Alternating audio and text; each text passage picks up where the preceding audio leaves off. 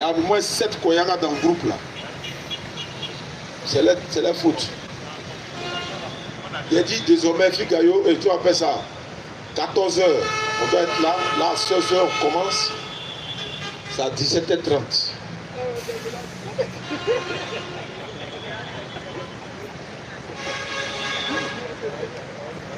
Shalom frère, bonne arrivée. Oui, prenez place. Micro pour mon invité.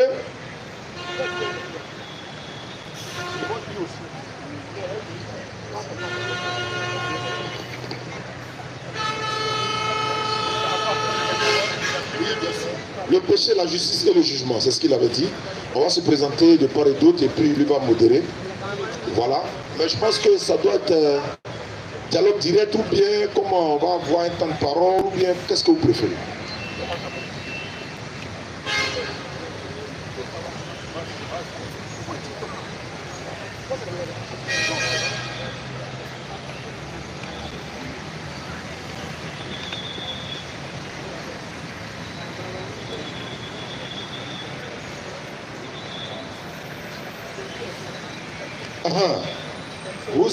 Vous serez aussi appelé à poser des questions. C'est vrai qu'on est pris par le temps, mais Inch'Allah, comme je le dis, c'est chaque samedi, 16h, 18h, au jardin de Yopougon.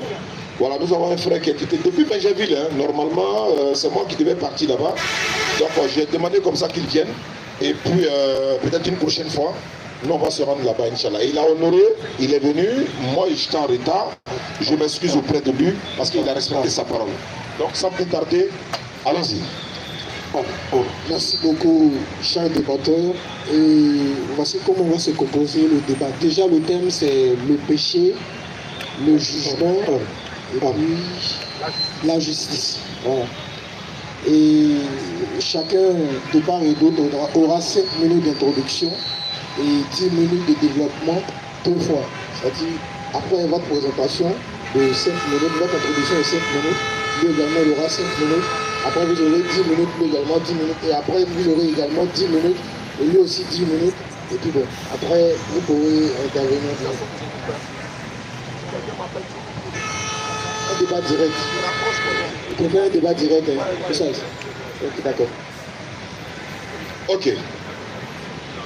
Ok, donc allons-y, bien aimé, vous vous présentez. Moi, c'est Oussane Ziané de la DDR, je suis musulman.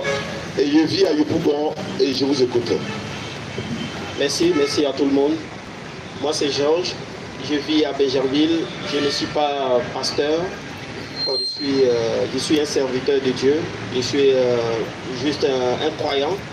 Seulement je m'intéresse beaucoup à Jésus, je m'intéresse beaucoup à la religion, que ce soit au niveau de l'islam comme au niveau de la Bible. J'aime beaucoup lire et j'aime beaucoup parcourir. Donc, contrairement à vous autres qui êtes toujours dans la religion, qui êtes capable de donner des versets pêle-mêle, aussi rapidement, je ne peux pas faire ça, mais je peux vous orienter sur certaines choses et vous allez comprendre que ce n'est pas des choses que j'ai tirées au pif, mais qui ne viennent pas de moi, mais qui sont véritablement bibliques. Donc, je vous remercie de m'avoir reçu. Voilà, c'est la première fois que nous nous croisons. Je vous remercie de m'avoir reçu. Peut-être qu'on aura d'autres occasions. Si le débat vous a intéressé, c'est sûr qu'on aura encore des occasions de revenir sur certains sujets.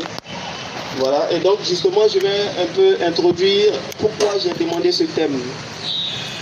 Alors, j'ai demandé ce thème parce que, pour moi, on a beaucoup débattu sur Jésus est Dieu, il est fils de Dieu, il est tout.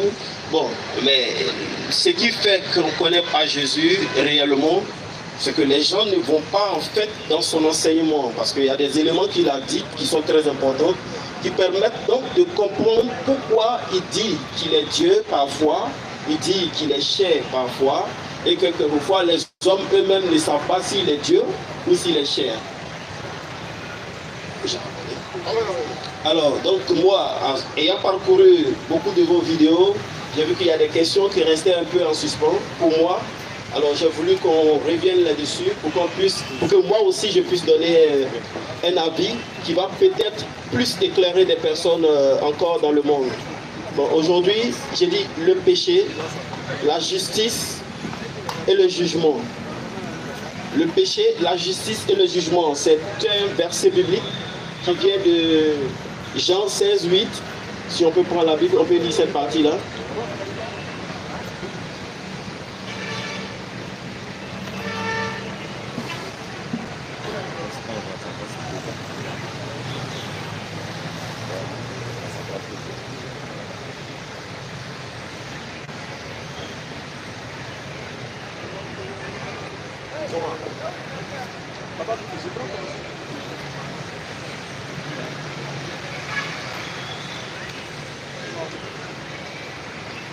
Jean 16, le verset 8. Quand il sera venu, il convaincra le monde en ce qui concerne le péché, la justice et le jugement.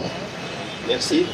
Et quand on poursuit un peu au verset 9, il détaille un peu déjà pour que nous soyons déjà sur la voie. Le verset 9. En ce qui concerne le péché, parce qu'il ne croit pas en moi. Oui. Le verset 10. La justice, parce que je vais au Père et que vous ne me verrez plus. Le jugement, parce que le prince de ce monde est jugé. Merci. D'accord. Donc le péché, pourquoi est-ce que croire en Jésus, ne pas croire surtout en Jésus, est un péché? Moi, je me suis posé cette question. Pourquoi ne pas croire en Jésus est un péché? Parce que le péché n'est pas de ne pas croire en un homme, mais plutôt de ne pas croire en Dieu. Pourquoi ne pas croire en Jésus est un péché? Parce que tout l'enseignement qu'il a donné, tous les commandements qu'il a donnés, d'après lui-même, ne viennent pas de lui.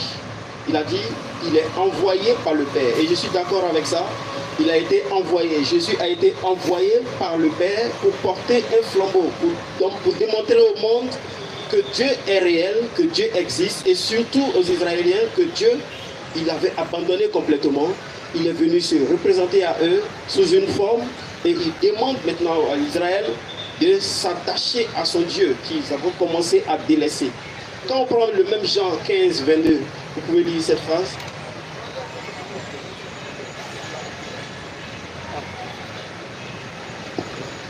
Jean 15, 22.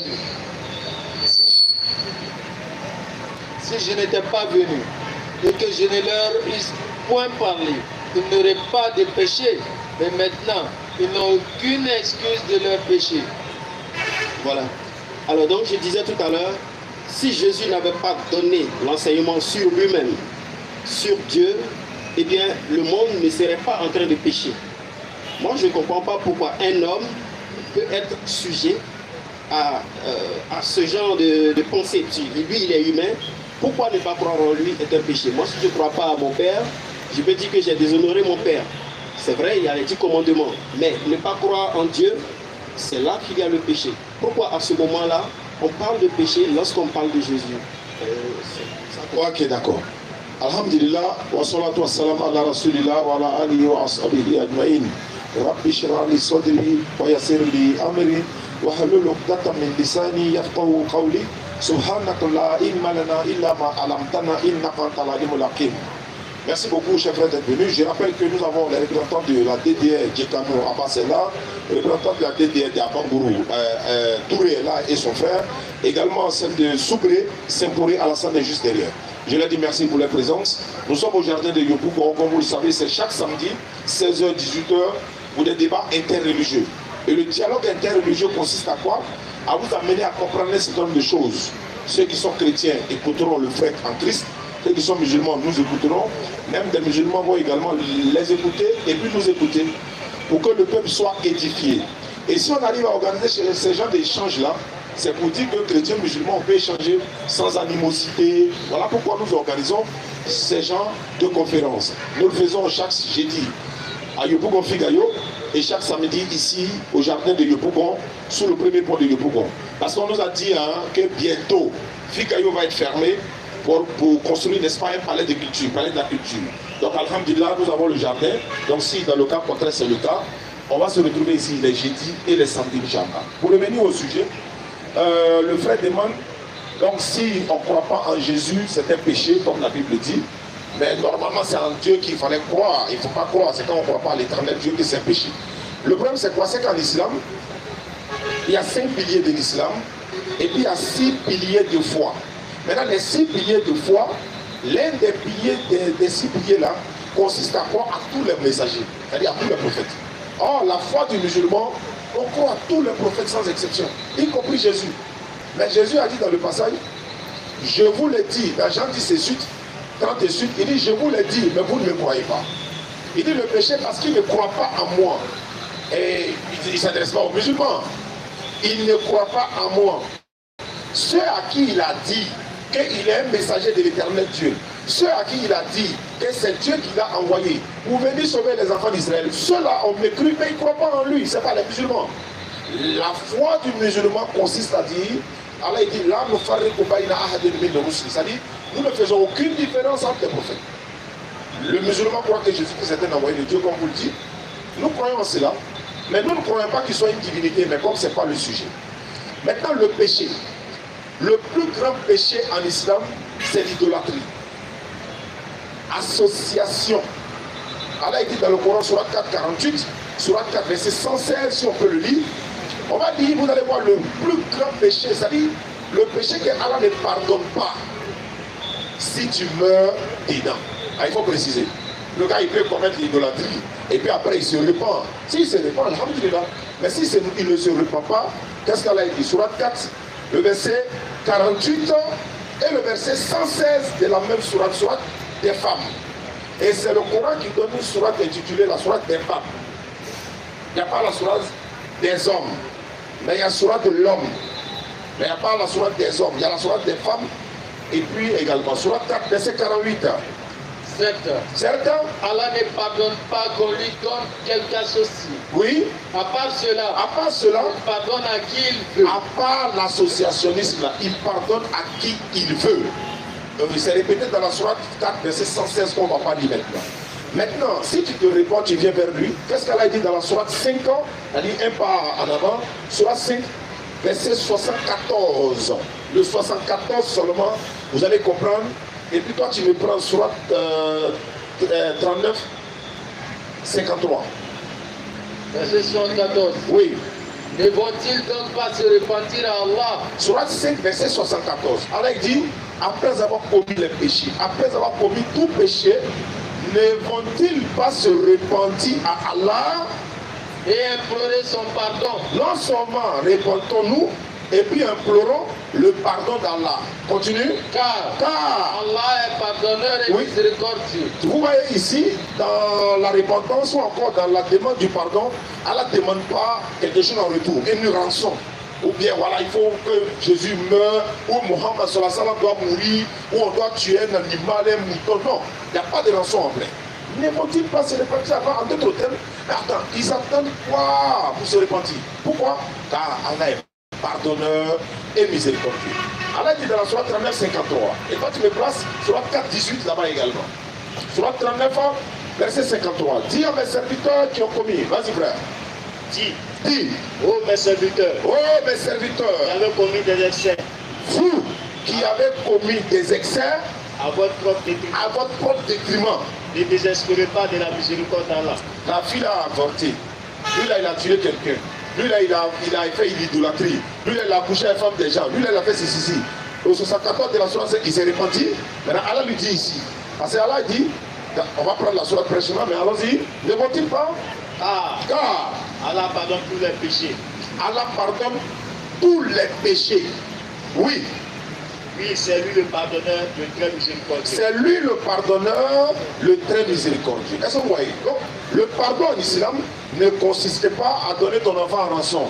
Comme certains pensent que, par exemple, lors des tabassis, on tue un mouton pour pardonner nos péchés. Ça n'a rien à voir. Le Coran a expliqué, quand on tue les béliers là, une partie part pour notre famille, une partie aux prisonniers, etc. Allah dit, ce qui atteint Allah de notre part, c'est la piété. Donc si quelqu'un vous dit, quand on tue un mouton de tabaski, ça vous pardonne nos péchés, ça n'a rien à voir. Surat 4, verset 18. Et puis, je vais donner quelques mots, puis je vous reviens. Surat 4, 18. Oui. Mais l'absolution n'est point destinée. L'absolution n'est point destinée à ceux qui font de mauvaises actions. Ceux qui commettent de mauvaises actions nuit et jour. Jusqu'au moment où la mort se présente à l'un d'eux. Comme Pharaon. Jusqu'au moment où il voit la mort là. C'est en ce moment il va dire. Certes. Je ne verrai pas maintenant. Ah, comme il a vu la mort. Il a commis toute sa vie, il a passé toute sa vie dans le dégât.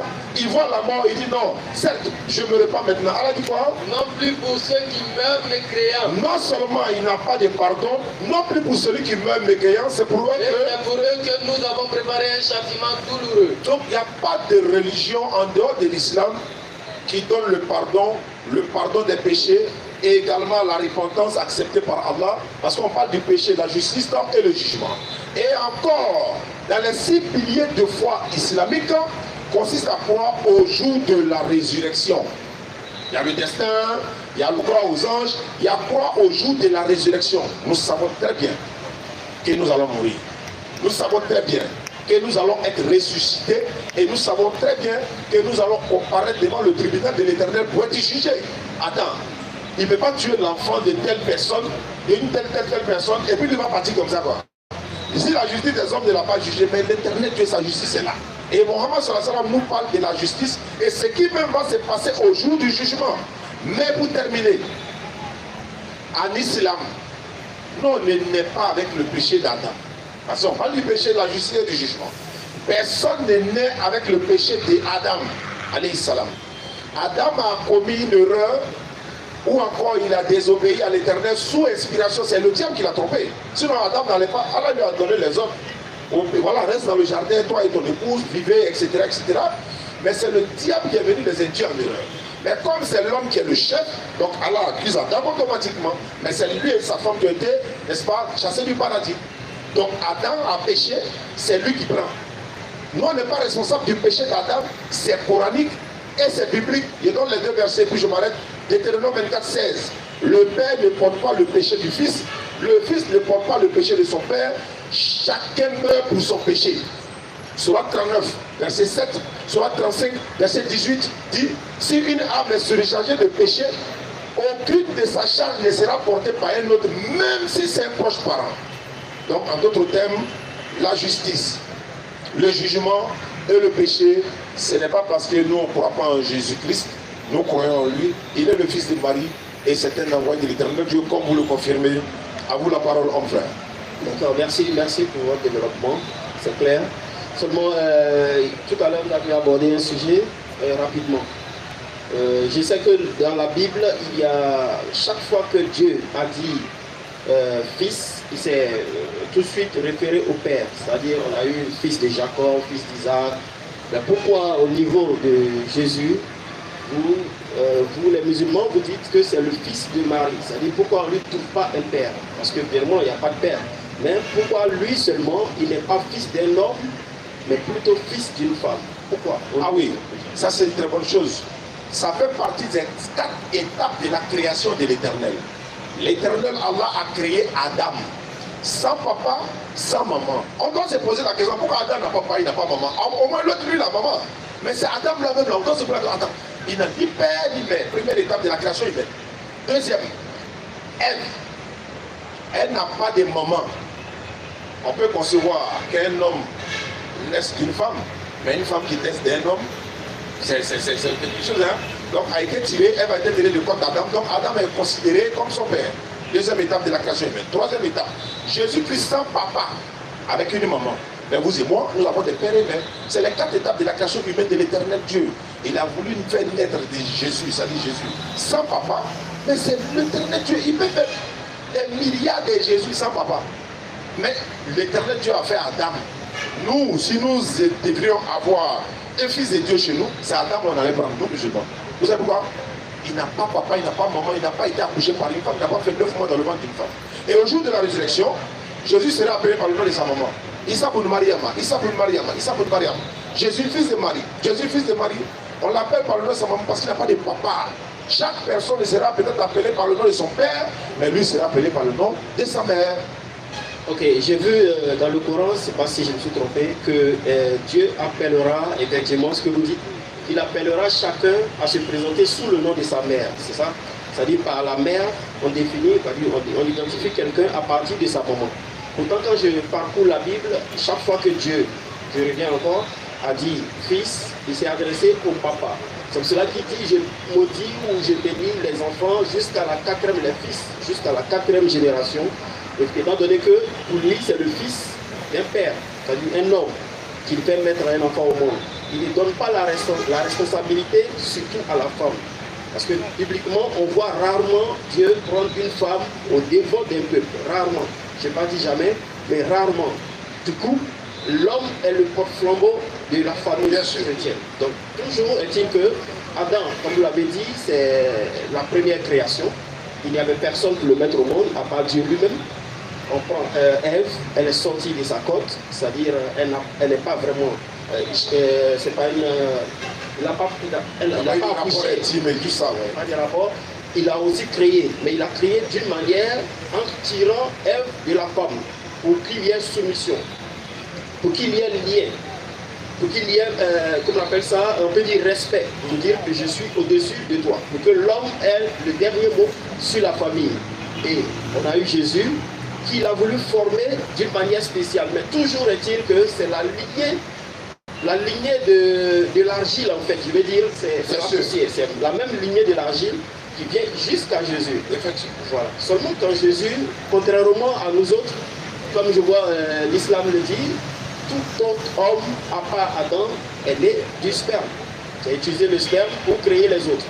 Mais Jésus n'a pas eu ce cas-là. Lui, il a eu un cas spécial, c'est-à-dire l'Esprit de Dieu l'a généré à l'intérieur de la poussière. On sait bien que si on a tiré quelque chose de la poussière, c'est toujours de la poussière. Tu prends un morceau d'argile, tu fabriques un autre pot, c'est toujours de l'argile, c'est pas autre chose que ça. Et même le sperme descendant de l'homme, c'est toujours de la poussière, parce que c'est un instrument de la poussière, mais généré de la poussière. Donc la lignée de la poussière ne s'arrête pas du tout tant que nous sommes humains. Quand on devient esprit, c'est fini, ça s'arrête. Alors j'ai parlé du péché parce que comme je dis, on n'a pas connu Jésus, il a dit, tous mes commandements n'ont pas été acceptés en réalité. C'est pour cela que leur péché est grand. En réalité, ce n'est pas sa personne qui est le problème, mais c'est les enseignements qu'il a donnés qui ne sont pas acceptés par Israéliens et non même par d'autres religions qui viendront après, peut-être les athées, les idolâtres, et tout comme vous l'avez cité. Aujourd'hui, on parle de Jésus comme étant Dieu. Mais à un moment donné, certaines personnes le pensent réellement et je pense qu'ils ont quelquefois raison, parce que Jésus lui-même a dit, quand il sera glorifié, c'est-à-dire il finit son temps de chair et il se glorifie pour prendre sa puissance auprès de Dieu. Et c'est à partir de cette puissance qu'il est vu comme Dieu. Mais aujourd'hui, nous pouvons prier Jésus, on dit Jésus comme s'il était là, comme s'il était présent. En réalité, dans sa chair, il n'est plus. Mais spirituellement, il est toujours. Je prends un exemple, j'ai dit, on dit par exemple qu'on envoie un policier chez quelqu'un, c'est sûr qu'on dira que la police est chez cette personne-là. Ce n'est pas toute la police, mais c'est un policier. Mais quand tu vois un policier, tu dis la police. La police l'a sifflé, la police l'a arrêté. Mais quand tu es le policier, tu ne tues pas la police. C'est-à-dire Jésus fait partie d'un ensemble plus grand. Et lui, il a voulu le révéler au monde. Il a pris même une parabole, la parabole du grain de sénévé. Je ne sais pas si vous connaissez cette parabole. Où il a dit, c'est une petite graine qui vient dans le monde, qu'on plante, mais qui porte énormément de fruits. Voilà. Et donc justement c'est pour dire que lui, il est venu comme une goutte dans le monde pour parler à un petit nombre et ainsi de suite s'étendre. On a l'impression qu'il est venu pour Israël, mais en réalité, il est venu exprès pour un petit nombre et puis grandir petit à petit. C'est pour cela qu'aujourd'hui, on a des chrétiens dans tout le monde entier. Voilà. Non, mais la Bible n'a pas dit forcément qu'on a l'impression qu'il est venu pour Israël, parce que c'est lui-même sa bouche qui le dit. Oui, hein. bien sûr, je suis d'accord. Voilà, c'est lui-même qui le dit. Et Dieu m'a envoyé uniquement pour les enfants d'Israël. Dans la version Semeur, par exemple, là, mais c'est très clair. Il a dit ma mission, c'est limite. Après, il dit limité, c'est limité. Il dit ma mission, c'est limite aux enfants d'Israël. C'est comme Moïse. Moïse a été envoyé aux enfants d'Israël. Abraham a été envoyé au peuple, à son peuple. Et puis Noé est pareil. Donc, chaque messager envoyé à son peuple. Mais le problème de nos frères chrétiens, ils veulent rendre la mission de Jésus universelle, pourtant Jésus même l'a limité. Et en même temps, en fait, ils font ce qu'on appelle le christocentriste. C'est-à-dire, tout doit s'adapter à Jésus. C'est tout ce qui est bon dans la Bible, c'était Jésus. Dans l'Ancien Testament, c'était Jésus. Si on dit que David a fait un miracle, on dit c'est Jésus. Mais on dit que David a couché à la femme de quelqu'un, c'est pas Jésus. Alors vous dites en même temps, Jésus est le même hier, aujourd'hui et éternellement.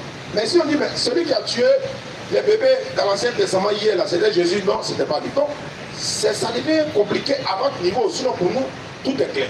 Quand on demande à Jésus, Luc 18, un chef l'interrogea et dit, mon maître, que dois-je faire pour hériter le royaume de Dieu, en d'autres termes le paradis? Ça rentre dans le contexte du terme. Jésus aurait dû par exemple dire, les chrétiens enseignent de croire à ma mort. vous serez sauvés. Mais il a donné la réponse de comment fait-on pour aller au paradis. Et c'est pareil que ce que les prophètes ont enseigné.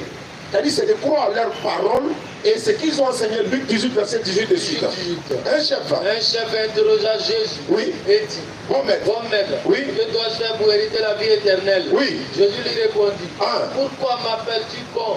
Il n'y a de bon que Dieu seul. Les chrétiens qui pensent que Jésus est Dieu, là, ils doivent écouter ce verset-là. Jésus dit, pourquoi tu m'appelles bon? C'est Dieu seul qui est bon. Il refuse d'être appelé bon. Hein. Il va accepter d'être appelé Dieu. Alors que Dieu est bon.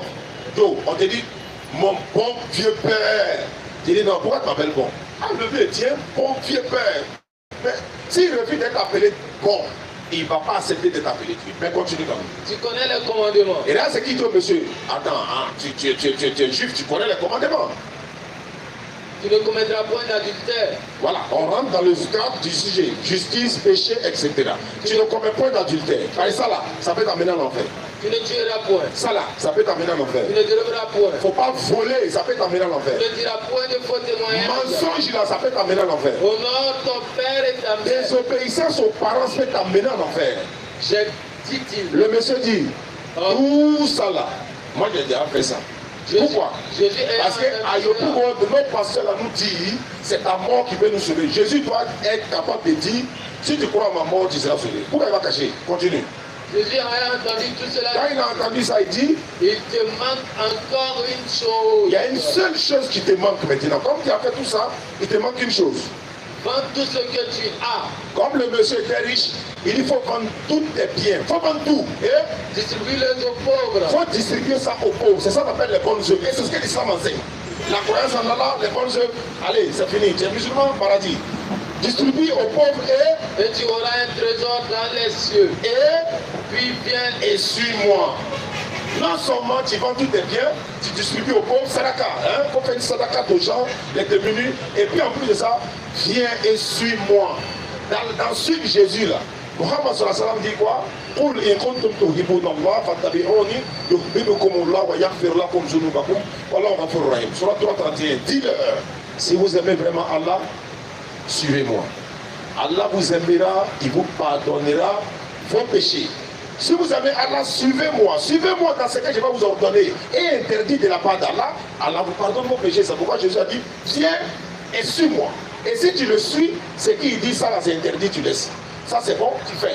C'est comme ça, tu vas au paradis. Maintenant, il est mort sur la croix pour nos péchés. Non, c'est pas vrai.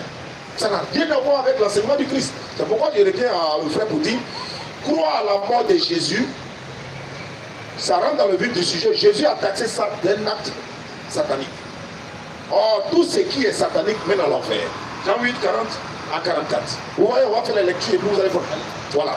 Jean chapitre 8, 40 à 44, on va voir ceux qui cherchent à tuer Jésus. Et l'acte qu'ils veulent poser là, est-ce que c'est un acte divin ou encore satanique? Vas-y frère. Et maintenant, vous cherchez à me faire mourir. Jésus dit, mais attends, mais maintenant, vous cherchez à me faire mourir. Et non, Dieu vous a envoyé pour me faire mourir. Allons-y. Moi qui, oui, en tant qu'un être humain. Bon, il y a certaines Bibles, là, la partie là est coupée. Moi, en tant qu'un être humain, c'est coupé dans certaines Bibles. Vous voulez cacher quoi à qui? Ça à vous-même vous cacher. Sinon, non, on sait que c'est un être humain. Continue. Je vous ai dit la vérité que j'ai entendue de Dieu. Moi, un être humain qui vous a dit la vérité, et cette vérité, je l'ai entendue de Dieu. Cela, Abraham ne l'a point fait. Ça veut dire quoi? Abraham n'a jamais cherché à tuer quelqu'un qui lui a dit une vérité qu'il a entendue de Dieu. Je vous dis une vérité que j'ai entendue de Dieu, vous voulez me tuer. Continuez. Vous faites les œuvres de votre père. Attends, ce sont les enfants israélites, ce sont des juifs. Il dit, vous faites les œuvres de votre père. Il lui dit, nous ne sommes pas des enfants illégitimes. Nous ne sommes pas des enfants illégitimes. Nous avons un seul père. Nous avons un seul père. Dieu. Bon, un seul papa, c'est Dieu. En réalité, c'est le papa, c'est Dieu. Mais ils appellent Dieu dans quel terme? Ça veut dire, par exemple, de la même manière, un père s'occupe de ses enfants. Il leur donne de la nourriture. Il prend soin de médicaments, vestimentaires, etc. De la manière, un père prend soin de ses enfants. De la même manière, l'Éternel Dieu donne l'oxygène pour nous donner, pour vivre, le vent, pour qu'on puisse respirer, la pluie tombe pour qu'on puisse boire l'eau, la santé. Il fait pousser les fruits pour nous nourrir. En ce sens, c'est la Bible à l'appeler père. C'est pas parce que c'est de façon biologique du terme. Continue. Jésus leur dit. Ah, donc Dieu est votre père. Si Dieu était votre Père, si réellement Dieu était votre Père, vous m'aimeriez. vous devez moi m'aimer. Car c'est de Dieu que je suis sorti Et puis je suis venu. et que je viens. Mais, Je ne suis pas venu de moi-même, qu'est-ce qu'il a fait? mais c'est lui qui m'a envoyé. Très bien, continue. Pourquoi ne comprenez-vous pas mon langage? Ici, là, il ne s'adresse pas aux musulmans. C'est pourquoi tous les musulmans croient en Jésus. Pourquoi vous ne comprenez pas mon langage, ma manière de parler là? En quoi ça vous échappe? Je ne sais pas, il y a quoi? Pourquoi vous ne comprenez pas mon langage? Continue. Parce que vous ne pouvez écouter ma parole. Vas-y. Vous avez pour père le diable. Bon, est-ce que le diable peut accoucher des hommes, des enfants comme nous? Pourquoi il est traité d'enfants du diable? C'est parce que leur comportement, vouloir tuer le messager de Dieu, c'est un acte diabolique. Parce que vous allez arrêter la transmission du message de l'Éternel. Voilà pourquoi les taxes, vous avez pour père le diable. Il va donner la suite. Pourquoi? Et vous voulez accomplir les désirs de votre père. Ce n'est pas les désirs de Dieu pour vouloir tuer Jésus. Hein. C'est un péché ça. Ça mène au paradis. Continue. Il a été Allons dès le commencement. Le diable a été maîtrisé dès le commencement. Il ne se tient pas dans la vérité. Le diable ne se tient pas dans la vérité. Parce qu'il n'y a pas de vérité en lui. Continue. Lorsqu'il profère le mensonge, Quand le diable profère le mensonge là, il parle de son propre il ne fond. parle pas de la part de Dieu ni de qui que ce soit, il parle de son propre fond. Car il est menteur Et le Père, du mensonge. vouloir tuer Jésus, c'est un péché. L'acte de Satan qui a donné mauvaise idée à Judas d'aller tuer Jésus est un péché. L'acte de Judas qui a trahi Jésus est un péché. L'esprit des pharisiens cherchait moyen de faire mourir Jésus à l'insu de la foule est un péché. Les scribes et les pharisiens cherchaient moyen de faire tuer Jésus. Luc 22, verset 1 et suite. Vas-y frère. La fête des pains sans levain appelée la Pâque approchait. Oui. Les principaux sacrificateurs et les scribes cherchaient les moyens de faire mourir Jésus. Oui. Car ils craignaient le peuple. Or, Satan entra dans Judas, Oui. surnommé Iscariote, qui Oui. était du nombre des 12. Et Judas alla s'entendre avec les principaux sacrificateurs et les chefs des gardes sur la manière de le livrer. Jésus. La question. Les scribes et les pharisiens cherchaient moyen de faire mourir Jésus. L'acte des scribes et des pharisiens est un acte que Dieu aime ou c'est un péché? La foule nous répond, hein? C'est un péché. L'acte des scribes et des pharisiens est un péché. Satan entra dans Judas. Judas là, Satan avec les principaux sacrificateurs de la manière il va livrer Jésus. L'acte de Satan là, c'est un acte que Dieu aime ou c'est un péché? Judas est allé livrer son maître moyennant 30 pièces d'argent. L'acte de Judas, c'est un acte que Dieu aime ou c'est un péché? L'acte des scribes et des pharisiens est un péché. L'acte de Satan est un péché. L'acte de Judas est un péché. Est-ce que des péchés peuvent effacer péché? Est-ce que les péchés peuvent nous amener au paradis? Donc, c'est pour vous dire, comme le sujet c'est le péché, la justice et le jugement, au jour du jugement, la parole que j'ai annoncée, c'est elle qui les jugera au dernier jour. D'accord. Donc, c'est bien qu'on reste dans le sujet, c'est bon. Mais vous pouvez prendre Matthieu 26, 26 à 29. Préparez-vous à poser des questions. Hein. Le frère qui était jusqu'à Béjerville, donc il faut qu'il retourne plus vite. Matthieu 26, 26 à 29. Pendant qu'il mangeait, Jésus prit du pain et après avoir rendu grâce, il le rompit et le donna aux disciples en disant: prenez, mangez, ceci est mon corps. Il prit ensuite une coupe et après avoir rendu grâce, il le la donna en disant: buvez-en tous, car ceci est mon sang, le sang de l'alliance. Le sang de l'alliance qui est répandu pour plusieurs, pour la rémission des péchés. Voilà cette phrase de Jésus. C'est vrai que tuer est un péché, parce que dans les commandements, Dieu a dit tu ne tueras point. C'est un péché. Alors déjà, le péché, tuer, c'est pour que le Satan soit accusé. En fait, le but de Dieu, c'est que Satan s'est tellement concentré sur l'humanité de Jésus qu'il s'est fait lui-même avoir. Jésus, il s'est fait lui-même avoir en passant par des hommes. Il voulait que Jésus soit tué et que cette mort l'accuse, lui, Satan. En fait, c'est un peu le mystère qu'il y a là-dedans. Parce que si Satan doit être jeté aux enfers, il faut qu'il soit accusé de quelque chose. Sachant bien que Satan est le prince de ce monde. C'est pour cela que j'ai pris le jugement. Ça rentre dans le sujet. Bon, Satan étant le prince de ce monde, il ne veut pas que Dieu occupe le monde. C'est-à-dire, lui, il doit demeurer le chef, c'est lui qui doit commander, c'est lui qui doit nous guider nos comportements, les idoles et tout ça, c'est de Satan. Alors, qu'est-ce qu'il voit? Il voit le fils de l'homme, c'est-à-dire quelqu'un qui est fils de Dieu, qui est dans le monde, qui est en train de s'aimer une nouvelle parole. Tout le monde se concentre sur ce qu'il est en train de dire, il est en train de grandir, alors il fallait l'éliminer très vite. Jésus savait qu'il avait un temps très court. Parce que dès que Satan aura l'occasion de posséder quelqu'un pour l'éliminer, ce serait fini.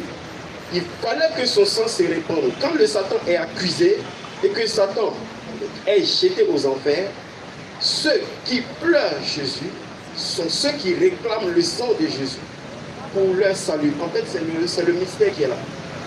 Le sang qui est répandu, c'est comme un agneau. Aujourd'hui, c'est pour cela qu'il est souvent comparé à l'agneau. Pourquoi il est resté sans péché? Pourquoi il est resté sans femme?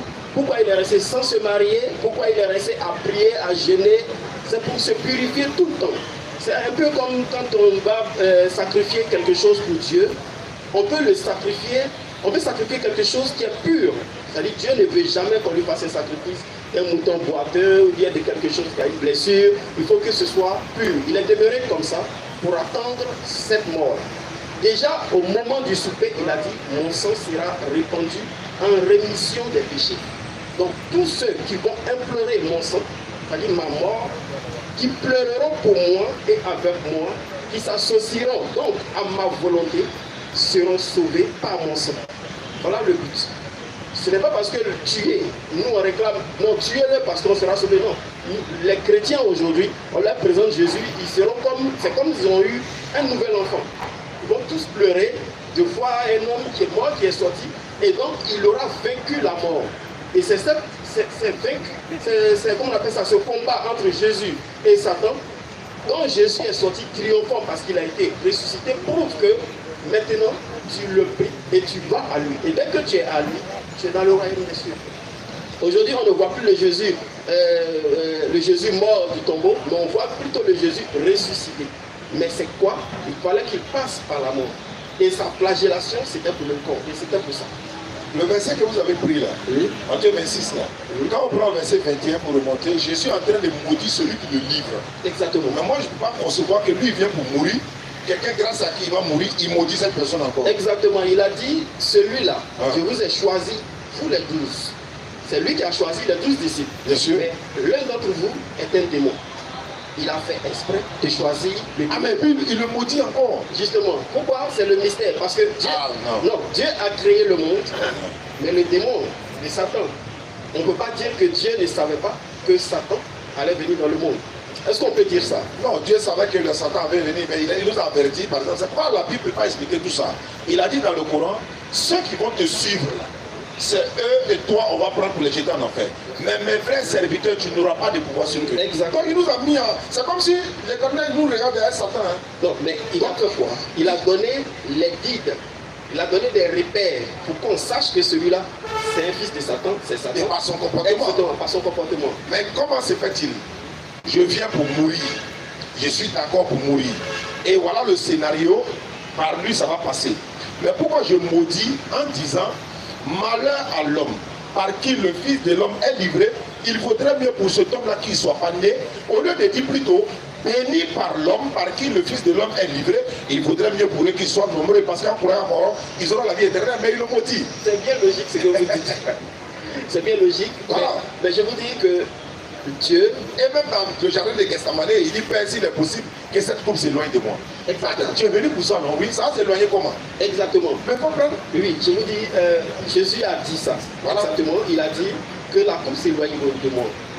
Dans sa chair. Je vous dis, la souffrance qu'il allait endurer était insupportable à ce moment-là. Elle était très insupportable. Mais il sait qu'il va nous sauver avec cette mort, non? Et il attendait ça. C'était presque sa passion. On lit, Mais il ne doit plus pleurer. Non, il attendait ça. Pourquoi? Parce que la mort en elle-même, C'est douloureux. elle est douloureuse. Et Jésus étant chair 100%, pouvait pleurer de la mort. Aujourd'hui, nous sommes ici, nous sommes humains. Chacun de nous a une âme. Mais si nous savons que notre chair n'était rien d'autre qu'une enveloppe, Tout le monde va accepter de mourir pour aller au paradis. On fait les choses et puis on meurt et puis on va avec notre âme. Mais chacun de nous va pleurer tout de suite. Si on présente une arme, tout le monde va fuir. Une arme, hein, tout le monde va fuir. On protège quoi? Notre chair. On laisse notre âme qui est invisible. On ne sait même pas si l'âme même reste à la maison quand on vient, mais on court quand même avec notre chair. C'est quoi le péché chez vous en le christianisme? Par exemple, est-ce que prendre plusieurs femmes, par exemple, c'est un péché? Pour moi, prendre plusieurs... On parle du péché, la justice et le jugement. Bien sûr. Pour moi, prendre plusieurs femmes... Non, je dis chez les chrétiens, pas pour vous. Bon, d'accord. Le christianisme, je n'ai pas vu une interdiction biblique en ce qui concerne les femmes. Je n'ai pas vu de tout dans toute la Bible que Dieu a dit tu ne prendras pas deux femmes. Mais il a dit tu ne prendras pas ta soeur, tu ne prendras pas ta mère, tu ne prendras pas la femme de ton voisin, mais tu as la possibilité de te marier tant que tu peux t'occuper de ces femmes. D'accord. Donc en ce qui concerne, le verset qu'on a pris, je le remets maintenant dans son concept. Bien sûr. Il fallait que c'est le consolateur qui devait venir pour vous conduire dans ce qui concerne le péché, la justice et le jugement. On va aller pas à pas. Quand le consolateur vient, je vais parler par exemple de l'église. Quelle est la solution que l'église donne pour nos sœurs musulmanes ou non musulmans qui n'ont pas de mari? Le supplice des femmes par exemple dans les églises, quelle est la solution pour le consolateur qui doit nous juger, qui doit nous conduire dans la justice, le péché et le jugement? D'accord. Il a dit, quand ce consolateur viendra, il vous guidera dans toute la vérité. Voilà. Il prendra de ce qui est à moi et vous annoncer. Il ne parlera pas de lui-même. Il ne parlera pas de lui-même et il dit encore le péché, la justice et le jugement. Qu'est-ce que le péché pour lui? C'est qu'il ne croit pas en moi. Ce n'est pas le fait de... C'est-à-dire qu'on a cité beaucoup de péchés, mais mes enseignements. Oui, ce qu'il appelle péché, c'est parce qu'on ne croit pas en lui. Il a déjà indiqué que... Nous musulmans, on croit en lui, donc on n'est pas dans le péché. Si vous croyez en Jésus, vous devez faire ses commandements. C'est-à-dire vous avez les commandements de Jésus, vous les connaissez. Mais non, on sait que c'est un prophète, c'est un envoyé de Dieu, c'est le fils de Marie. Ça, c'est pas un commandement. Ça, vous êtes en train de le décrire. Le commandement de Jésus, il dit c'est de croire en celui qui l'a envoyé. Oui. Il dit ma doctrine n'est pas de ce monde. Et puis il a dit c'est de croire en celui qui m'a envoyé. Jean 17, verset 1 à 4. Vas-y frère. Après avoir ainsi parlé, Jésus leva les yeux au ciel et dit, Père, l'heure est venue. Oui. Glorifie ton fils afin que ton fils te glorifie. Selon que tu lui as donné pouvoir sur toute chair, afin qu'il accorde la vie éternelle à tous ceux qui... tout ce que tu lui as donné. Or, la vie éternelle, c'est qu'ils te connaissent. Toi, le seul vrai Dieu et celui que tu as envoyé, Jésus-Christ. Non, France, là. Je t'ai glorifié sur la terre. Oui, j'ai achevé l'œuvre que tu m'as donné à faire. J'ai fait connaître ton nom. Mais tout ça, on sait, ton nom n'est pas dans le péché là. Je vais vous donner un passage. Sinon, on n'est pas dans le péché là. On doit savoir qui est dans le péché là. Après, c'est qui est dedans. Je vais quitter dedans d'abord. Voilà le péché. Voilà le péché. Il a bien circoncisé. J'ai dit bien, le péché, c'est de connaître Jésus. De le connaître. De le connaître comment? Comme l'envoyé de Dieu. Comme l'envoyé de Dieu. Comme le fils de Marie, comme le messager, comme envoyé aux enfants d'Israël. Tout ça, il a dit. Est-ce que Satan accepte ça? Bon, ça c'est Satan. Non, moi, je défends l'islam ici. Non, je vous dis, pourquoi? Bon, Satan n'accepte pas ça. Parce que le péché, ça ramène tous ceux qui ne croient pas en ça à Satan. C'est-à-dire ceux qui ne font pas ça, ils sont de Satan. C'est pour cela qu'ils l'ont livré. Donc on dit du coup que tous ceux qui ne font pas ça, qui ne croient pas en Jésus, sont des Satan. Donc quand on prend Jésus, vous croyez à lui comment? En tant que fils, homme ou esprit. En tant que ce que lui-même a dit de lui-même. Il a dit quoi? Voilà. On va faire les lectures maintenant. Okay. Voilà, Jean 7. Il ne faut pas qu'on change de débat. Oui. Parce que je ne vais pas aller dans cette... D'accord, on va laisser. Nous, on croit en lui. Il a dit que lui, il est un envoyé de Dieu. Exactement. Il dit qu'il n'est pas venu de lui-même, mais c'est Dieu qui l'a envoyé. Oui. Moi, musulman, j'ai dit Amen. Jésus est né miraculeusement, sans papa, avec une maman, sans le rapport intime. Je crois en cela, j'ai dit Amen. Jésus dit de sa propre bouche que Dieu l'a envoyé uniquement aux enfants d'Israël. Je crois en ça, j'ai dit Amen. Jésus a annoncé le consolateur qui va venir après lui, qui va vous conduire dans toute la vérité. Et ce consolateur, on peut parler de ça après, mais ça c'est Mohammed sallallahu alayhi wa sallam, le messager qui a été envoyé par l'Éternel à l'humanité tout entière. Je crois en ça, j'ai dit Amen. Jésus, sa maman s'appelle Marie. Marie là, elle est une femme vertueuse. Selon l'islam, Marie est déjà admise au paradis d'office. Je crois ça. Selon encore la Bible, ou bien selon l'islam, tous les prophètes là, il n'y a pas un pécheur parmi eux. Vous avez dit tout à l'heure parce que Jésus, il est l'agneau, il doit être sans péché. Mais par ricochet, les autres prophètes ne sont pas pécheurs. Ça, c'est selon l'islam. Aucun prophète n'est pécheur. Pourquoi? L'Éternel Dieu a choisi des personnes de bonne moralité. Leur rôle là, c'est de nous tirer du péché. Mais eux, ils sont pécheurs, ils vont nous tirer de quel péché? Et puis ils vont nous dire quoi? C'est comme toi, tu es dans la lèvre, moi aussi dans la lèvre, toi, tu dit quoi? Non, lui, il a été doté d'une bonne moralité, venir nous séduire, c'est-à-dire nous tirer des ténèbres à la lumière. Donc les prophètes ne pêchent pas, y compris Jésus. Mais nous, musulmans, on croit à ça. Maintenant, moi, je vous retourne la même question. Selon Jésus et selon vous, il est qui? De la manière développée là. Je veux savoir votre position aussi par rapport à lui. Et puis on va voir entre nous deux qui croient en lui. Jésus a dit, quand vous demandez quelque chose à mon Père, demandez à mon nom. D'accord? Voilà, c'est dit quoi? Et désormais, il est l'écran entre Dieu et les hommes. Que nul ne vient au Père sans passer par moi. Il n'a pas dit nul ne va, il dit nul ne vient au Père sans passer par moi. Avec des va là. On a une Bible ici qui dit va. Hein. Donc, je vais vous dire quelque chose. Il vient et puis va. Donc, je vous explique. Je vais vous expliquer. Je vous dis, il n'y a pas un seul chrétien qui veut qu'on le suive dans sa chrétienté, qui va changer quelque chose dans la Bible. Donc je vous dis, quelqu'un qui veut que les gens deviennent chrétiens ne peut pas enlever une phrase qui est très importante, qui prouve que son Dieu est Dieu, ou que d'autres personnes changent de destination. Non, ça c'est dans la Bible. Pourquoi je dis ça? Pourquoi? Parce que dans le commerce, dans le monde, beaucoup de personnes ont utilisé la Bible. La Bible est un best-seller. Le best-seller de tous les temps, c'est la Bible. Les gens ont vendu la Bible à des milliards d'exemplaires. Pourquoi? Parce que chacun veut gagner pour lui dans la Bible. L'argent non? L'argent. Pour les Bibles. Allah dit ça dans le Coran. Il faut voir lui le laisser dans le Quelqu'un peut changer des paroles, créer une religion où il veut justifier sa religion, il veut justifier des choses dans sa religion. À cause de cela, il peut changer des éléments dans la Bible pour lui permettre de se justifier. On a vu ça avec les témoins de Jéhovah. Je voulais en parler tout à l'heure, les témoins de Jéhovah. Il y a au moins 17 versets de la Bible qui est coupé. Qui est coupé. Pourquoi? Parce que ça les justifie en fait dans ce qu'ils disent. Mais nous, on dit qu'ils sont tous chrétiens, non? Oui. Nous, ça nous conforte, nous musulmans, dans notre position. C'est pour ça qu'on a fait le débat avec les kémites là. Ils ont dit non, il y a deux sortes de courants, des versions, non, c'est traduction. Il n'a pas fait prouver. Donc, vous avez dit tout à l'heure la version des témoins de Jéhovah. C'est une version. Exactement. Et la traduction du monde nouveau. Je vous dis que Jésus a dit, beaucoup sont ceux qui diront Seigneur, Seigneur, et qui n'entreront pas au paradis. Vous dites ça? Ah oui. Il dit vont chasser des démons en soi. Là, les musulmans ne sont pas dedans. Non, ça, c'est pas la vingtaine. Je suis d'accord. Okay. Mais je vous dis ça pourquoi? Parce que on a cité la Bible, comme on a dit témoins de Jéhovah et autres. Beaucoup diront qu'ils sont chrétiens, qu'ils suivent Jésus, mais en réalité, ils font l'iniquité. C'est-à-dire qu'ils trompent le monde pour leur gain pécunier. C'est pour eux. Ce n'est pas vraiment pour gagner des gens pour le royaume des cieux, mais c'est pour se faire des richesses. Mais comment on va faire la différence maintenant? Parce que Guillaume Kofi, il nous suit, il est prophète selon lui. Oui. Il dit, Jésus n'est pas mort pour vos péchés. Il est prophète chrétien. Hein.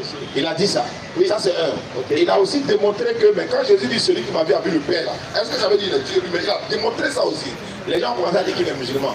C'est quand ça arrive là, il devient musulman. Hein. C'est parce qu'il a eu peut-être des idées qui collent avec les musulmans qui ont dit ça. Non, son cerveau a commencé à s'ouvrir. C'est ça.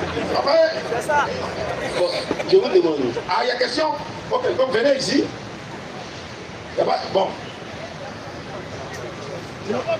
Allons-y, vous développez, ils comprennent. Alors bon, je dis, si quelqu'un demande quelque chose, comme Jésus le dit, il dit, personne ne vient au Père, c'est-à-dire personne ne demande quelque chose à Dieu sans passer par lui. Il n'a pas dit ceux qui me suivent seulement. Il a dit nul. Bon, quand on dit nul, c'est quoi? C'est une négation absolue. Oui, bon. En fait, ce que je vais dire là, faites attention. Hein. Vous savez, contextualisons les choses. Si il dit par exemple, je suis ici et puis il dit, nul ne vient ici sans passer, ou bien nul ne peut poser une question sans passer par celui-là. Le nul ici que je dis là, ça ne parle pas de tout Yopougon, ça ne parle pas de tout Côte d'Ivoire, ça parle de ceux qui sont ici, ça fait un. Quand Jésus dit nul ne vient au Père que par moi, c'est de son époque et à son peuple. Pourquoi? Cette phrase ne concernait pas le peuple de Moïse. cette phrase ne concerne pas le peuple d'Abraham, parce qu'à ce moment, au temps d'Abraham, Jésus n'était pas là. Alors, nul ne pouvait aller à Dieu sans passer par Abraham à l'époque d'Abraham. Donc quand Jésus dit nul ne vient au Père que par moi, effectivement, à l'époque de Jésus, personne ne peut aller vers Dieu sans passer par Jésus. C'est pareil comme un gouvernement bien établi. On va dire Jean 46, Jean 5, verset 46 à 47. Jean chapitre 5, 46, 45, 46. Et puis on prend la question. 5 de 46 à 47. Je rappelle, hein, samedi prochain, Inch'Allah, nous serons là 16h-18h. Normalement, il y a deux frères chrétiens qui devaient venir ici également aujourd'hui. Bon, on va coordonner. S'ils ne sont pas là, on vient, on fait le rappel. Vous pouvez venir chaque samedi, vous poser des questions, il n'y a pas de souci. Allons-y. Ne pensez pas que moi. Ne pensez pas que moi, je vous accuserai devant le Père. Celui qui vous accuse, c'est Moïse, en qui vous avez mis votre espérance. Car si vous croyez Moïse, vous me croiriez aussi, parce qu'il a écrit de moi. Voilà. C'est-à-dire quoi?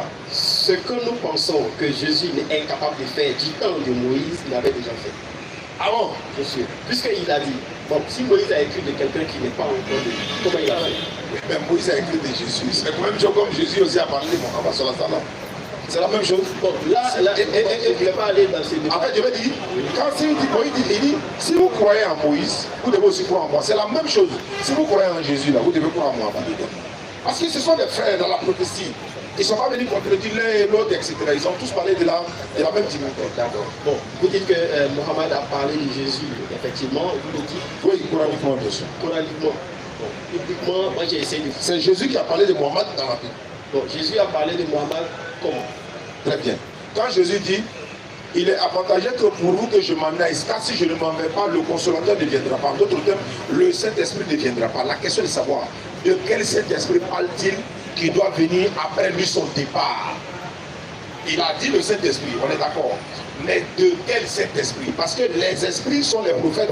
Dans 1 Jean 4, verset 1, la Bible dit, bien-aimé, n'ajoutez pas foi à tout esprit, car mettez les esprits en hébreu pour voir, car plusieurs faux prophètes sont venus dans le monde. Ici, l'esprit est conforme aux prophètes.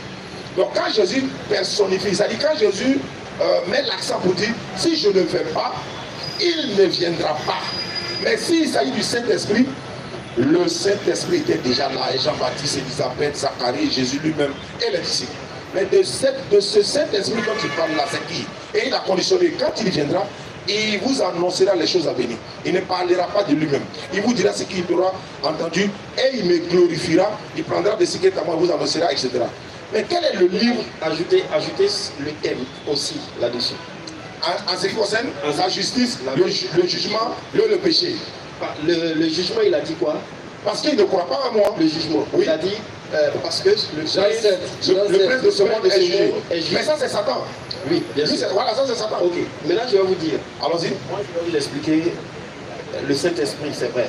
Le consolateur. Il a donné des éléments qui disent que le consolateur est quelqu'un, effectivement, en personnifiant le consolateur.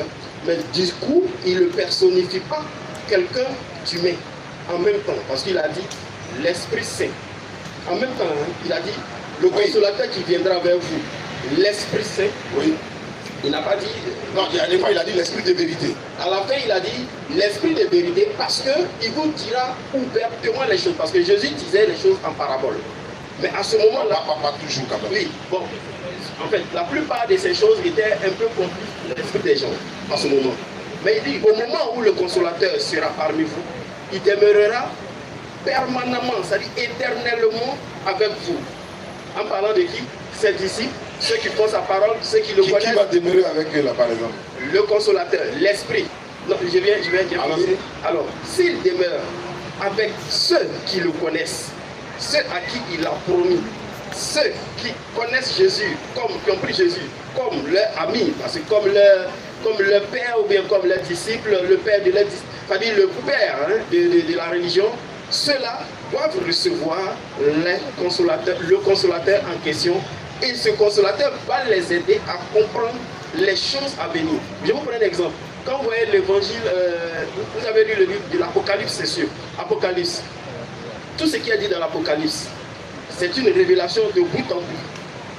C'est-à-dire l'Apocalypse n'est pas un truc de... Il y a des choses qui vont arriver. Il y a des choses qui vont arriver.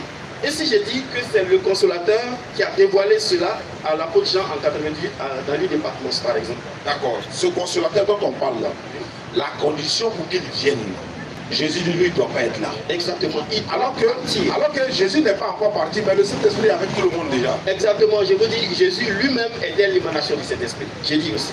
Parce que du coup, il dit, ce consolateur, je vous l'enverrai. Mais je prierai le Père pour qu'il vous donne un autre consolateur. Ce n'est plus lui. Quand le vieux Siméon a pris Jésus, il dit, mes yeux ont vu la consolation d'Israël. Il a vu Jésus. Ouais. Et il a appelé le consolateur, puisque c'est la consolation. La consolation d'Israël. Exactement. Mais Jésus dit si je ne vais pas, il dit si je ne vais pas, mais il ne vient pas.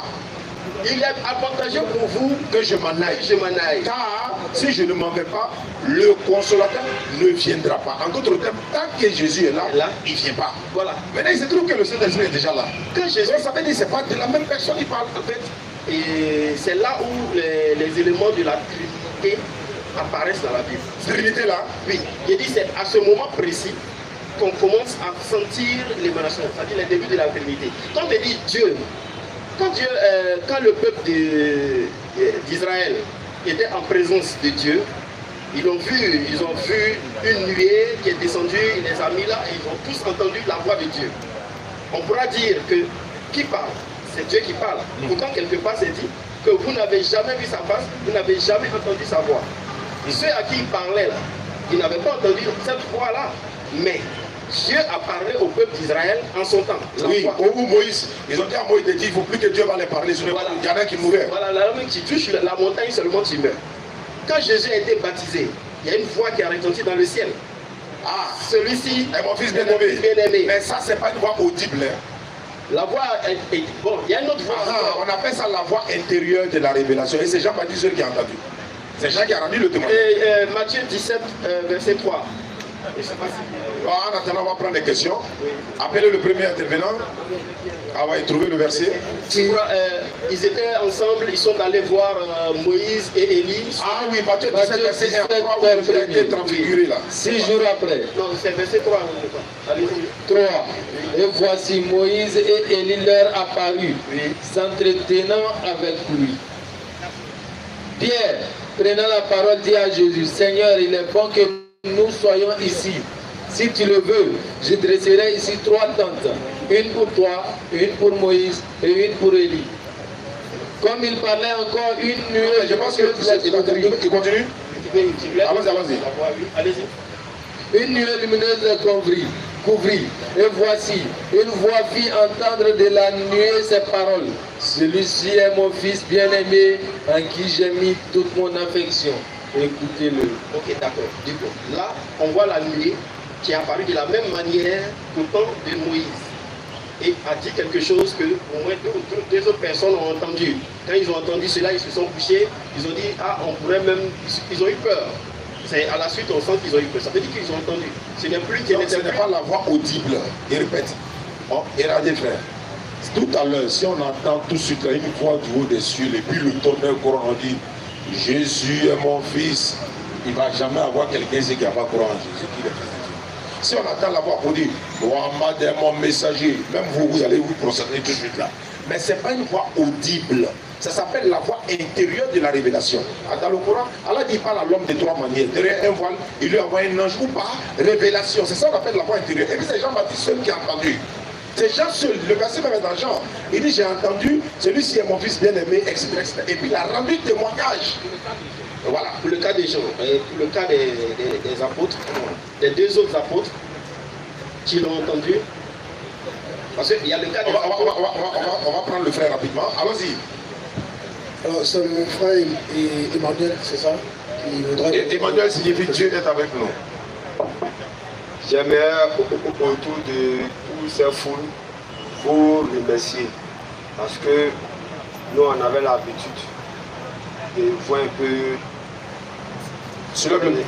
ces gens de débat au grand carrefour de choses au grand passant. Il y avait ces débats, il y avait ces débats aussi. Donc moi c'est pour vous remercier Au moins, quand c'est dans notre commune, c'est bon. Mais moi, ma première question, j'aimerais savoir, parce que c'est un débat chrétien et musulman, vraiment.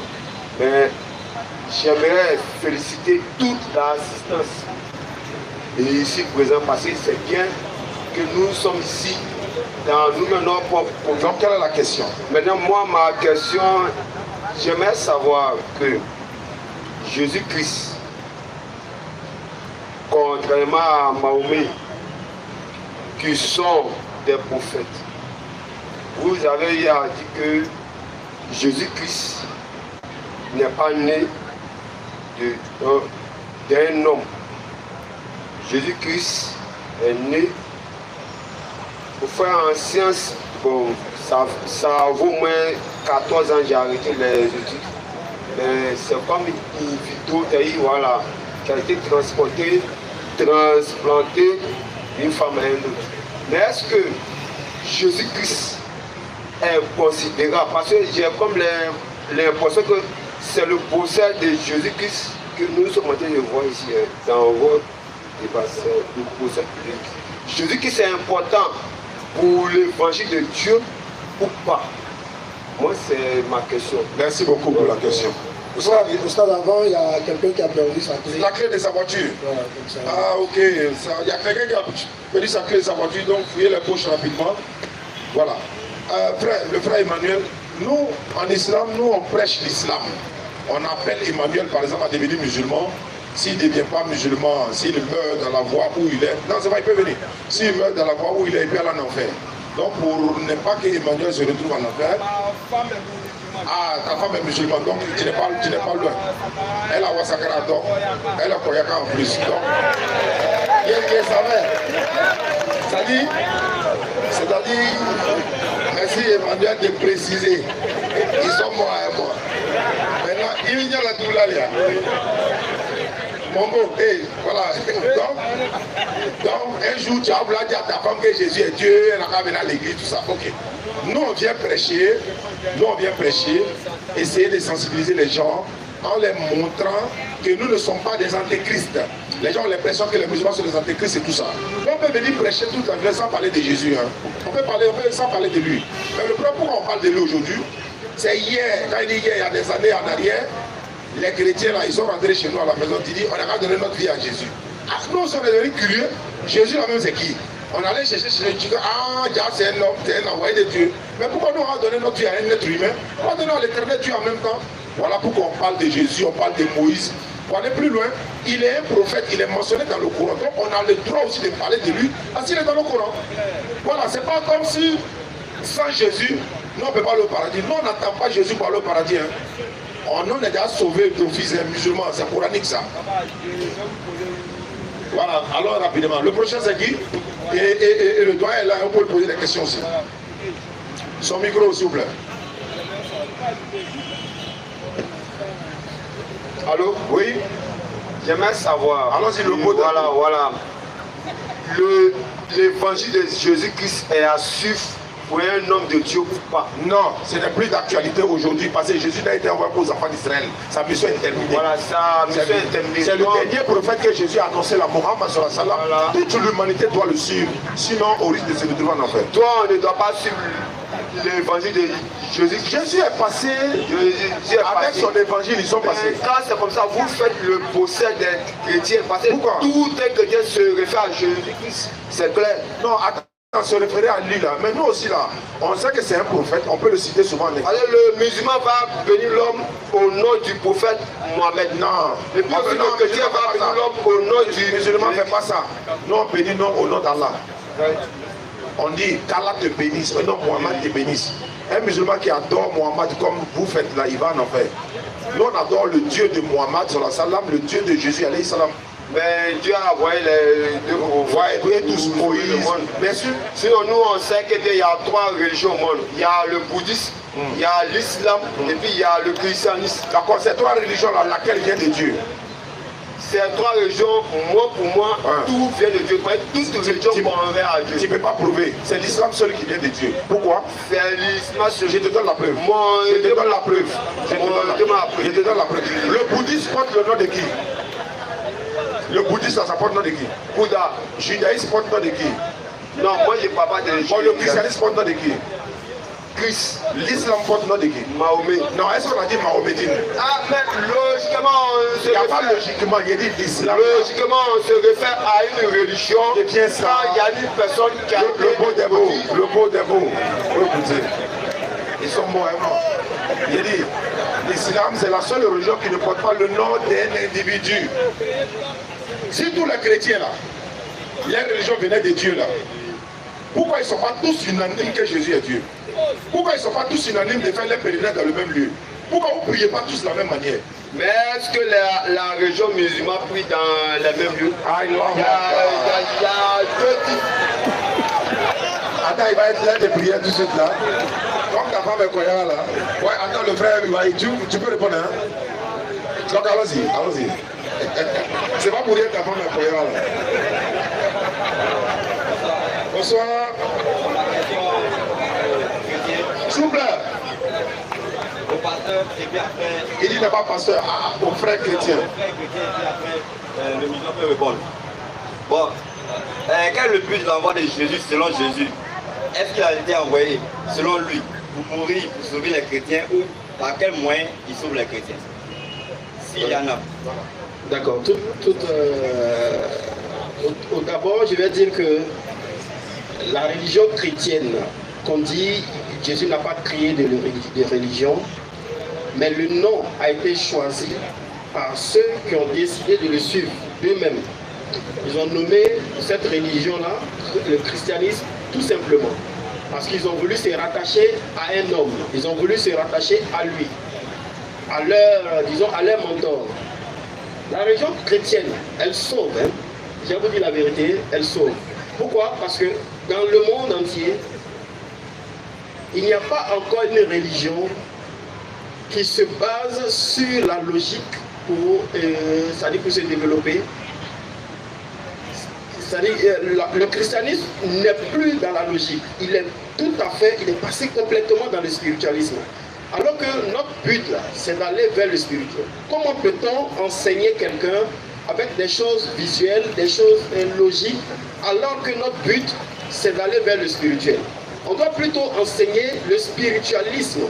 Il est facile de dire, ok, si tu as mangé 3 fois par jour, tu as dormi 2 fois, ou bien tu as jeûné, bon, tu seras riche. C'est des choses du monde. Mais si tu dis à quelqu'un que tu peux suivre Jésus, tu pries par Jésus, tu seras sauvé, c'est beaucoup plus spirituel. La personne ne comprend pas. Tu passes par un homme. Mais manger, dormir, jeûner, c'est des choses c'est des punitions qu'on inflige au corps. C'est la seule religion que dès que tu rentres, tu ne commences plus à voir le monde de la même manière, tu commences à voir les hommes comme des esprits, c'est-à-dire comme des petits esprits. Je veux dire, Dieu lui-même voit l'homme comme des petits esprits parce qu'en nous, nous avons une âme. Chacun d'entre nous a une âme. L'âme qui est en nous, c'est ce qui doit retourner à Dieu. Tout ce que Jésus a enseigné par la voix de Dieu, il a voulu toucher notre âme. Lui-même, il a dit, la chair ne sert de rien, c'est l'esprit qui vivifie. C'est-à-dire, on va courir pour protéger notre chair, ce n'est que la chair, elle est périssable. Mais l'esprit, qui vous dit que quand on est, on a un petit esprit qui grandit. L'esprit ne grandit pas comme nous. L'esprit peut être déjà comme il est et il peut demeurer comme ça jusqu'à la fin. Mais c'est ce qui le nourrit, c'est-à-dire la parole qui rentre dans cet esprit, qui fait de lui son appartenance. Soit il devient esprit qui suit Dieu ou esprit qui suit Satan. Et quand ton esprit suit Satan, tu vas à l'enfer. Quand ton esprit suit Dieu, tu vas au paradis, tu vas dans le royaume des cieux. Mais la chair, elle ne va nulle part, elle appartient au sol. Donc, allez-y. Okay, allez-y. Merci beaucoup. Voilà, pour ne pas faire trop long. Par rapport à ce que vous avez dit, je vais rapidement rebondir pour dire. Supposons qu'il y a un fou ici tout de suite là. Vous l'enseignez spirituellement comment? Jésus a délivré la folie. D'abord, il faut commencer par là. En fait, j'ai dit, si le fou est là, sa raison est partie. Puisque vous ne parlez pas selon la raison, comme l'islam, vous parlez selon la spiritualité. Comment vous pouvez enseigner un fou spirituellement? Comment on peut enseigner un fou physiquement aussi? Non, ouais, spirituellement. Il a arrêté là physiquement. Comment on l'enseigne chez les chrétiens là? Moi, je ne parle pas de le guérir. Hein. Comment tu peux l'amener étant un fou là, à accepter Jésus ou à connaître la différence entre l'islam et le christianisme? On dit, bon, l'islam c'est la raison, on réfléchit, de l'autre côté c'est pas le cas. Parce que lui, sa raison n'est plus là, il ne peut pas entendre. Donc ne prenez pas la raison pour mettre à la poubelle comme si ça n'a pas de sens. Mais si le fou, bon, à part le fou, tous ceux qui sont là, quand on parle là, ils raisonnent, ils s'écoutent. Donc la spiritualité a certes sa place, mais la raison d'abord. Jésus a dit, vous encore vous êtes sans intelligence. Dans Somme 32, verset 9, la Bible dit, ne soyez pas comme un cheval sans intelligence. Dans le livre des Proverbes, on dit la sagesse a pour demeure le discernement. Mais si on parle spirituel, c'est mystère, c'est mystère. Tu as pris un enfant de 10 ans, quand lui dit que c'est un mystère, il comprend quoi? Mais quand tu lui dis 1 plus 1 égale 2, il sait. Quand tu lui dis ça là c'est blanc, ça là c'est rouge, il sait. Mais donc c'est de ça qu'il s'agit. La spiritualité ne va pas sans la raison et la logique. On me dit Jésus est Dieu. Exemple, hein? On me dit Jésus est Dieu. La raison, la question que je me pose, attends, le créateur des cieux de la terre, oui. Mais c'est un être humain comme moi, non? Oui. Il mangeait, non? Oui. Mais lui-même, il priait Dieu, non? Oui. Donc, moi, sans cet esprit-là, je ne peux pas accepter. Parce que Dieu ne peut pas prier Dieu. Comment lui, le Dieu, peut lui prier Dieu? Ça, c'est ce que Dieu a mis en nous pour connaître le bien du mal, le vrai du faux. Maintenant, si on enlève ça, on met à côté, on dit oui, il est Dieu parce que Dieu peut prier Dieu. Bon, ça, où allons-nous? Voilà où la raison de l'islam rentre en scène là. Ça ne peut pas marcher. Jésus dit Dieu m'a envoyé. C'est vrai, Dieu l'a envoyé. Quand vous venez dire non, c'est lui-même qui s'est envoyé. Et puis vous ne trouvez pas de versets pour dire c'est lui-même qui s'est envoyé. C'est pour ça que vous êtes professeur d'université à l'école, vous dites ça à vos élèves. C'est Jésus qui s'est envoyé. Il dit mais prof, c'est écrit où? Non, non, non, c'est spirituel. Et tu comprends ce qu'ils vont prendre? Voilà, ok. Donc ce que vous dites est réel. Je vous dis, étant donné que nous analysons les choses physiquement, on ne peut pas comprendre ce qu'on appelle s'envoyer. Ça, c'est impossible. Bon, je prends par exemple Exode 34, verset 8. Lisez, vous allez voir. Et c'est ça qu'on va terminer, comme le frère qui était loin. Je rappelle que jeudi prochain, Figayo, et le samedi prochain, Inch'Allah, 16h-18h, pour d'autres rencontres, Inch'Allah. C'est là, il facilite. Exode 34, 8, hein, vous avez dit? Non, pardon, Exode 34, à partir du verset 4 à 8. Verset 4 à 8. Au verset 4. Moïse tailla 2 tables de pierre comme les premières. Il se leva de bon matin et monta sur la montagne de Sinaï, selon l'ordre que l'Éternel lui avait donné. Et il prit dans sa main les 2 tablettes de pierre. L'Éternel descendit dans une nuit, se tint là auprès de lui. Il proclama le nom de l'Éternel. Et l'Éternel passa devant lui et s'écria, l'Éternel, Dieu miséricordieux et compatissant, lent à la colère, riche en bonté et en fidélité, qui conserve son amour jusqu'à 1000 générations. C'est bon, c'est la partie éternelle là, voilà. Je veux savoir, l'Éternel parle à l'Éternel? Oui. C'est facile, oui. C'est Dieu qui parle à son ange. L'ange là est appelé l'Éternel. Quel est l'ange? Très bien. Vous savez que dans la Bible, quand on dit par exemple, Dieu a apparu à Abraham. Ils ont dit Dieu a apparu à Abraham. Et Abraham eut 3 hommes. Mais le nom de ces 3 hommes dont on parle là, c'était des anges. Gabriel, Raphaël et puis Michael. Mais pourquoi on dit 3 hommes? Mais ça vous le savez. Quand on dit éternel, savez-vous qu'un homme est appelé l'éternel dans la Bible? Il y a où dans le passage? Non, je sais. En fait, je ne veux pas l'ange. Je ne veux pas extrapoler. Je veux juste dire que dans ce moment, Moïse se tient devant l'Éternel. La nuée de l'Éternel est là. C'est l'Éternel qui est en train de parler. Ce n'est pas qu'il fait quelque chose qui ressemble à quelque chose d'autre. Et là, il est en train de parler. Et puis lui-même, il dit, éternel, éternel, il invoque l'Éternel. C'est ce qu'il dit. Oui. Celui qui invoque l'Éternel, lui, c'est l'ange. L'ange est appelé l'Éternel dans la Bible. Les hommes sont appelés Dieu dans la Bible. Je sais, je te dis, je sais, l'ange de l'Éternel apparaît et puis on l'appelle l'Éternel. Je suis d'accord. Dans ce cas précis où Moïse se tient, on n'a pas dit que Moïse est allé croiser l'ange de l'Éternel. On dit, il est monté sur la table Et l'Éternel lui a remis les tables. Et lui dit, il s'est près de l'Éternel. Normalement, l'Éternel lui parle. Et il répète les choses. Cette fois-ci, c'est l'Éternel lui-même qui parle. Il parle à Moïse. Il parle en disant des mots. Et Moïse entend la voix de l'Éternel qui parle en disant, Éternel, ta gloire, ta gloire, ta gloire. En parlant comme s'il parlait à quelqu'un d'autre qui n'est pas là, mais qui est encore l'Éternel. Vous allez dire que c'est l'ange de l'Éternel, mais nulle part il n'est marqué que c'est l'ange de l'Éternel. Et c'est pourquoi j'ai dit là, le verset de la Bible là, il y a un autre verset où il dit, l'Éternel passa devant l'Éternel. Il dit, Éternel, Éternel, Dieu miséricordieux. C'est l'ange qui parle maintenant à l'Éternel Dieu. Les hommes sont appelés éternels dans la Bible. Les anges sont appelés éternels dans la Bible. Dieu est appelé éternel dans la Bible. Pendant le temps de Moïse, avec le peuple d'Israël dans le désert, sur la montagne du Sinaï, et tous, chaque fois que le Dieu s'est présenté à eux, chaque fois que l'Éternel s'est présenté à eux, il n'y avait jamais été mentionné que l'ange de l'Éternel s'est présenté à eux. C'est toujours l'Éternel. Il s'est présenté même en disant, on m'a toujours appelé Dieu, Dieu. À partir d'aujourd'hui, mon nom, je te le dis, c'est l'Éternel. Effectivement. Voilà, à partir de ce moment, je parle sous mon nom. Maintenant, je veux savoir, selon vous, qui parle à qui ici? L'Éternel parle. C'est pour ça que souvent le chrétien te dit qu'il existe une possibilité que le Dieu que nous connaissons existe en 3 dimensions. Il y a l'Éternel, il y a le Fils et il y a l'Esprit. Je veux savoir, c'est quel éternel? L'Éternel lui-même. Bon, si la phrase que je vous ai donnée quelque part dans Jean 8 et Jean 7, Jésus dit, Moïse a écrit de moi. Moi, je peux revenir pour dire, ah, peut-être que c'est Jésus qui lui parlait en ce moment, en disant l'Éternel. Je peux dire ça parce que je saute, je tombe dans Jean, et je prends cette phrase et je compare. Voilà, c'est ça, c'est un collage que tu fais. Voilà, justement. Donc, je veux dire quoi? S'il y a une trinité, c'est possible. Non, la Trinité n'est pas dans la Bible. Donc quand Jésus dit, vous baptiserez tout le monde au nom du Père, voilà, au nom du Fils et du Saint-Esprit. Au nom du Saint-Esprit. Or, la Trinité consiste à dire Dieu le Père, Dieu le Fils, Dieu le Saint-Esprit. Cette phrase-là n'est pas biblique. Jésus a dit, allez-y baptiser au nom du Père, du Fils et du Saint-Esprit. Le Père n'est pas le Fils n'est pas le Saint-Esprit. Qui a créé le Fils? C'est le Père. Qui a créé le Saint-Esprit? C'est le Père. Sans le Père, là, le Fils n'est rien. Sans le Père, le Saint-Esprit n'est rien. Mais sans le Saint-Esprit et le Fils, là, est-ce que Dieu n'existe pas? Jésus a dit, celui qui parle de Dieu, il peut dire, il peut blasphémer, on va lui pardonner. D'accord. Sur le Fils, on va lui pardonner. Sur le Saint-Esprit, jamais on ne lui pardonnera. On va y revenir, Inch'Allah, une prochaine fois. Vraiment, je vous dis merci pour devoir faire le déplacement depuis Béjerville pour venir. On va lever l'index, tout le monde, sans application, Inch'Allah.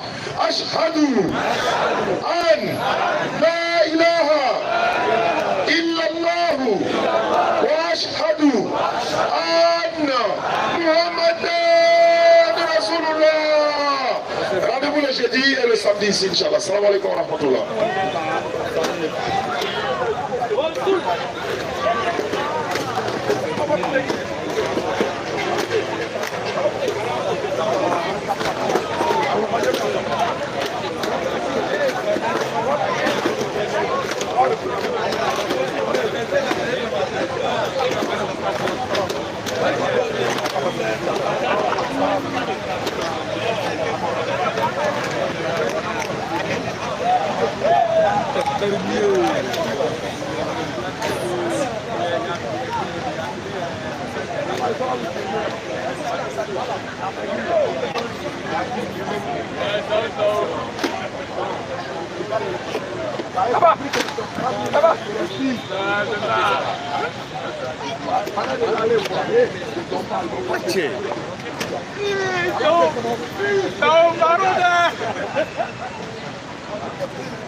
C'est quoi ça là? Ça garde un travail.